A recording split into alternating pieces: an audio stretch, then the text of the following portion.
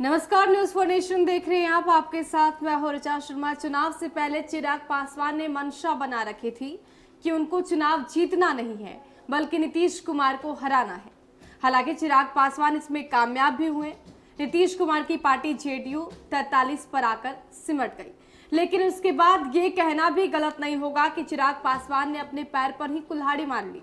वो इसलिए क्योंकि लगातार उनकी किरकिरी हो रही है। चुनाव से पहले वो दम भर ये कह रहे थे कि जैसे ही चुनाव संपन्न होंगे नतीजे चौंकाने वाले होंगे, नीतीश कुमार की हार होगी और लोजपा एलजेपी की सरकार बनेगी।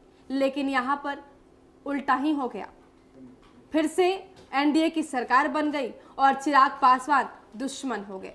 हम ऐसा इसलिए कह रहे हैं क्योंकि जिस तरीके से चिराग पासवान लगातार जेडीयू पर और नीतीश कुमार पर हमलावर नजर आ रहे थे, अब खुद चिराग पासवान बैकफुट पर आ गए। खुद चिराग ने सरेंडर कर दिया और कल संसदीय बोर्ड की बैठक में उन्होंने अपने सभी नेताओं को और कार्यकर्ताओं को ये कह दिया है कि 6 महीने तक नीतीश कुमार के खिलाफ नहीं बोलना है। अब इसके कई सियासी मायने सामने आ रहे हैं। एक और मतलब अगर आप समझें तो मतलब यही है कि चिराग पासवान एक बार फिर से एनडीए में जाना चाहते हैं। अब ऐसा हम क्यों कह रहे हैं वो आपको समझाने की कोशिश करेंगे। इसी सवाल को लिए चलते हैं अपने वरिष्ठ सहयोगी विवेकानंद के साथ। सर, जिस तरीके से चिराग पासवान लगातार उनके तेवर दिख रहे थे चुनाव से पहले, चुनाव के बाद कहीं ना कहीं तेवर ठंडे भी पड़ रहे हैं, क्योंकि ऐसा लग रहा है कि जो वो कह रहे थे दम भर वो होता हुआ नहीं दिखा। तो चिराग पासवान तो सरेंडर बोल ही दिए, लेकिन इसके साथ अब कह रहे हैं कि नीतीश कुमार के खिलाफ नहीं बोलना। देखिए, चिराग पासवान की जो मंशा थी वो बिहार की जनता ने उसे पूरी तरीके से खारिज कर दिया। चिराग पासवान की मंशा थी कि हम नीतीश कुमार को पूरी तरीके से सत्ता से बेदखल कर दें, उन्हें हम मुख्यमंत्री नहीं बनने दें। चिराग पासवान अपनी हर जनसभाओं में यही कहते थे कि हम किसी कीमत पर, उन्होंने तो यहां तक कहा था कि आप लिख करके ले लीजिए कि नीतीश कुमार मुख्यमंत्री नहीं बनेंगे। बार बार अपनी हर जनसभाओं में, हर प्रेस कॉन्फ्रेंस में यही बात कहते थे कि आप लिखवा लीजिए मुझसे कि नीतीश कुमार कदापि अब अगले मुख्यमंत्री नहीं बनेंगे। तो यह भविष्यवाणी उनकी फेल कर गई। वे दूसरी बात कहते थे कि हम मतलब लोजपा और बीजेपी मिलकर के सरकार बनाएगी। तो बिहार की जनता ने इसे भी पूरी तौर पर खारिज कर दिया और एक बार फिर से, ठीक है, जेडीयू तीसरे दर्जे की पार्टी जरूर हुई, बीजेपी दूसरे नंबर की पार्टी हो गई बिहार में। फिर भी बीजेपी के पास कोई विकल्प नहीं था। बिना नीतीश कुमार की पार्टी जेडीयू के साथ मिले बिहार में सरकार नहीं बन सकती थी। लिहाजा चिराग पासवान का जो मिशन था कि हम जेडीयू को अलग करके हम बीजेपी के साथ मिलकर के सरकार बनाए, लेकिन बिहार की जनता ने जिस तरीके से लोजपा को खारिज किया, लोजपा जहां 135 विधानसभा क्षेत्रों में अपना उम्मीदवार उतारी थी, उसमें से सिर्फ और सिर्फ एक सीट मटिहानी विधानसभा सीट से उसके प्रत्याशी जीते। वो भी कोई लोजपा की कृपा से नहीं, चिराग पासवान की कृपा से नहीं, बल्कि उसकी अपनी वहां पर हैसियत थी, अपनी मजबूत पकड़ थी। उसके पिताजी के नाम पर लोगों ने वहां पर वोट किया और इसका फायदा हुआ कि वहां से लोजपा प्रत्याशी चुनाव जीत गए। अगर चिराग पासवान की इतनी पकड़ होती या उनके लोजपा के पक्ष में लहर होता तो शायद चिराग पासवान का भाई भी जीत गया होता, लेकिन चिराग पासवान अपने भाई को भी नहीं जिता पाए। लोजपा की यह रणनीति थी कि हम 20-25 सीट अगर बिहार इस बार के चुनाव में लाते हैं तो किंग मेकर की भूमिका में होंगे, यानी कि लोजपा जिधर जाएगी सरकार उसी की बनेगी। तब 2005 वाली स्थिति में लोजपा की मंशा यही थी कि 2005 में जब रामविलास पासवान लोजपा के अध्यक्ष थे और 2005 में जब फरवरी मार्च महीने में चुनाव हुए थे, तब लोजपा को 29 सीटें आई थी। तब चिराग पासवान के पिता रामविलास पासवान चाबी लेकर के, मतलब सरकार गठन के लिए जो चाबी थी उस चाबी को लेकर कहीं फरार हो गए थे और अंततः बिहार की जनता को मध्यावधि चुनाव का सामना करना पड़ा था। लोजपा उसी मंशा के साथ आगे बढ़ रही थी, लेकिन बिहार की जनता ने चिराग पासवान के पैर के नीचे से जमीन खींच ली। सिर्फ और सिर्फ एक सीट मिले। इसके बाद दूसरी तरफ अगर बात करें तो जिस तरीके से चिराग पासवान नीतीश कुमार को पर पर्सनल अटैक कर रहे थे, चिराग पासवान यह कह रहे थे कि हम नीतीश कुमार को जेल भेजेंगे। बताइए, एक मुख्यमंत्री के तौर पर नीतीश कुमार एनडीए के चेहरा थे, जिस बीजेपी को अपना सब कुछ मान रहे थे। चिराग पासवान कह रहे थे कि पीएम मोदी हम हनुमान हैं और उनके द्वारा घोषित बिहार एनडीए के चेहरा यानी कि मुख्यमंत्री के कैंडिडेट नीतीश कुमार को जेल भेजने की धमकी चिराग पासवान दे रहे थे।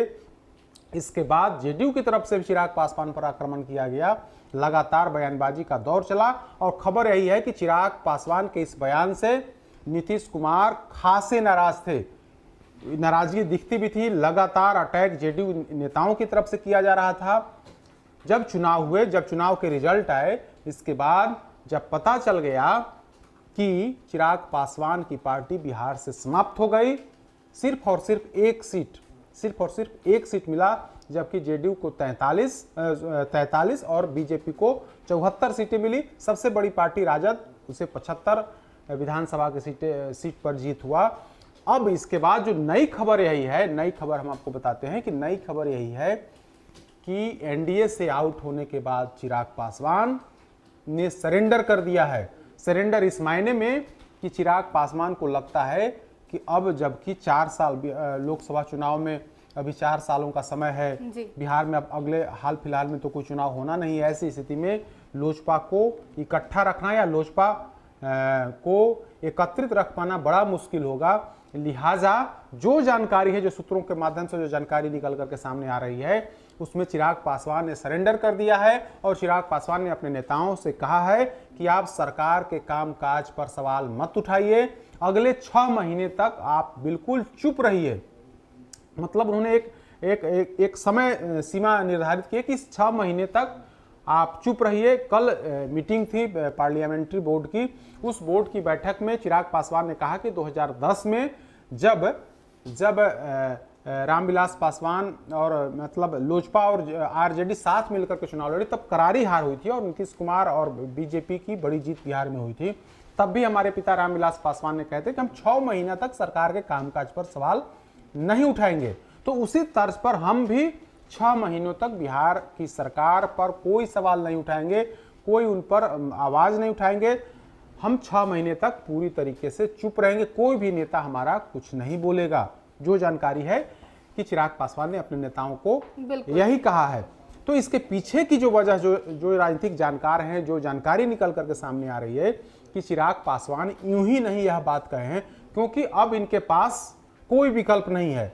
न तो नीतीश कुमार को जेल भेज सके, न तो इन्होंने नीतीश कुमार को मुख्यमंत्री पद की कुर्सी हासिल करने में नहीं करने देने में सफल हुए, न तो इन्हें 20-25 सीटें आई, न तो ये किसी तरीके की बिहार की राजनीति में बार्गेन कर सके। तो चिराग पासवान पूरी तरीके से बिहार की राजनीति में असफल खिलाड़ी के तौर पर साबित हुए। इसके बाद अब इनके पास सरेंडर करने के अलावे कोई विकल्प नहीं बचता है, लिहाजा इन्होंने सरेंडर कर दिया है। जानकार तो यही बताते हैं कि इस चुप्पी के पीछे बड़ा राज है। राज यह है कि चिराग पासवान चाहते हैं कि फिर से उन्हें एनडीए में वापसी हो। इसके लिए वे लगातार बीजेपी नेताओं से संपर्क में भी हैं। खबर तो यही है, अभी कुछ दिन पहले हम लोगों ने खबर भी चलाई थी, एक अंग्रेजी अखबार को दिए इंटरव्यू में चिराग पासवान की पार्टी लोजपा के राष्ट्रीय प्रधान महासचिव अब्दुल खालिक ने बयान दिया था कि लोजपा एनडीए की में नमक है, मतलब बिना नमक डाले जिस तरीके से भोजन स्वादिष्ट नहीं होता है, उसी तरीके से एनडीए में बिना लोजपा के संभव नहीं है। हम मतलब कुछ दिनों के बाद जरूर चिराग पासवान या फिर लोजपा जो है केंद्रीय मंत्रिमंडल में उसे जगह मिल सकती है। मतलब लोजपा को यह विश्वास है कि आज या कल हमें एनडीए में पुनः वापसी होगी और केंद्रीय मंत्रिमंडल में जगह मिलेगी। तो ये पूरा प्रायोजित तरीके से लोजपा काम कर रही है। नीतीश कुमार को जब जेल भेजने में लोजपा कामयाब नहीं हुई, इसके बाद अब चूंकि रामविलास पासवान नहीं रहे, उनका निधन हो गया है, ऐसे में चिराग पासवान और उनकी पार्टी पूरी इसी एजेंडे पर चल रही है कि हमें केंद्रीय मंत्रिमंडल में जगह मिल जाए। और इसी को लेकर पूरा प्लॉटिंग है, वो प्लॉटिंग किया जा रहा है। नीतीश कुमार की सरकार के खिलाफ कोई आवाज नहीं उठाने, किसी तरह की कोई बयानबाजी नहीं करने की बात कही गई है। और इसके पीछे की वजह यही है कि अगर हम 5-6 महीनों तक सरकार के खिलाफ आवाज नहीं उठाएंगे तो जो परेशानी थी चुनाव के दरमियान, जिस तरीके से नीतीश कुमार नाराज थे चिराग पासवान को लेकर के, नीतीश कुमार की नाराजगी खत्म हो जाएगी, बीजेपी के उन नेताओं की नाराजगी खत्म हो जाएगी और फिर राह जो है एनडीए में वापसी का राह आसान हो जाएगा। तो चिराग पासवान की मंशा, लोजपा की मंशा यही है कि हम सरकार पर हम चुप्पी साध करके सरकार पर हम कोई निशाना नहीं साधे।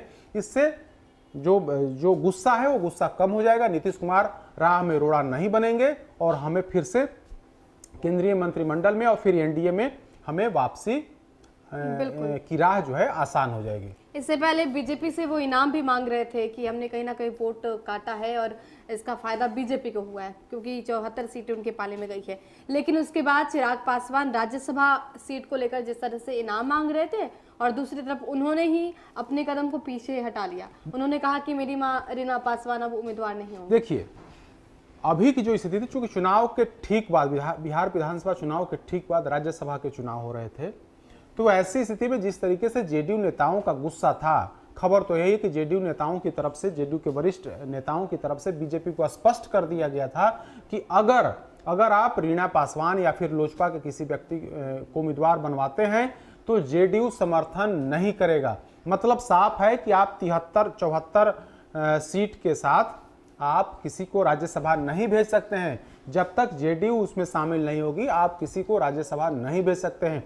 तो कड़ा मैसेज दिया गया जेडीयू की तरफ से। इसके बाद बीजेपी बैकफुट पर आई और तब जाकर के कहीं ना कहीं रीना पासवान का नाम कट गया।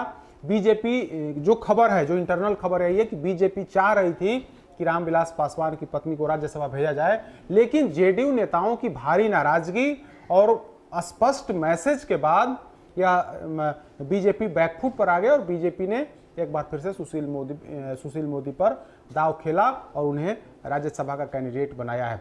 तो बीजेपी, कहीं ना कहीं बीजेपी नेतृत्व थोड़ा चिराग पासवान को लेकर सॉफ्ट है, लेकिन चिराग पासवान जिस तरीके से नीतीश कुमार पर पर्सनल अटैक वो कर रहे थे, नीतीश कुमार, कहा जाता है कि नीतीश कुमार इन सारी बातों को बड़ा वो मॉनिटरिंग करते हैं और बड़ा निजी हमले को का कड़ा प्रतिकार भी करते हैं। जैसे अभी हाल फिलहाल में बिहार विधानसभा में भी सदन में भी दिखा कि चिराग, जब तेजस्वी यादव उन पर पर्सनल अटैक कर रहे थे तो उन्होंने आपा खो दिया था। तो जो खबर यही है कि नीतीश कुमार चिराग पासवान को बकसने के मूड में नहीं है, लेकिन बीजेपी नेतृत्व की तरफ से कहा गया है चिराग पासवान को कि आप धैर्य रखिए, आप शांतिपूर्ण रहिए, सरकार के खिलाफ कोई बयानबाजी या फिर जेडीयू नेताओं के खिलाफ कोई बयानबाजी नहीं करिए। अगर ऐसा करेंगे तो फिर एनडीए में वापसी की राह मुश्किल होगी। तो बीजेपी की सलाह पर चिराग पासवान चुप हो गए हैं और अपने नेताओं को 6 महीनों तक चुप रहने को कहा है। ऐसी जानकारी निकल करके सामने आ रही है। बिल्कुल, तो साफ तौर पर चिराग पासवान जो चुनाव से पहले नीतीश कुमार पर बरस रहे थे और लगातार नीतीश कुमार पर सवाल भी खड़ा कर रहे थे, यहाँ तक कि उन्हें जेल भेजने की बातें कर रहे थे, वहीं चिराग पासवान अब नीतीश कुमार को लेकर चुप हो गए। और सिर्फ वहीं चुप नहीं हुए, बल्कि उन्होंने 6 महीने तक अपने सभी नेताओं को भी चुप रहने के लिए कहा है। अब ऐसे में ये अंदेशा लगाया जा रहा है कि चिराग पासवान की जो मंशा है वो स्पष्ट हो गई है कि एक बार फिर से वो एनडीए में आना चाहते हैं, एनडीए में वापसी चाहते हैं, क्योंकि अभी चिराग ना इधर के रहे हैं ना उधर के। ऐसे में एनडीए की उंगली थाम कर ही वो आगे बढ़ने वाले। फिलहाल के लिए इतना ही। बने रहे हमारे साथ और देखते रहे न्यूज़ फॉर नेशन। नमस्कार।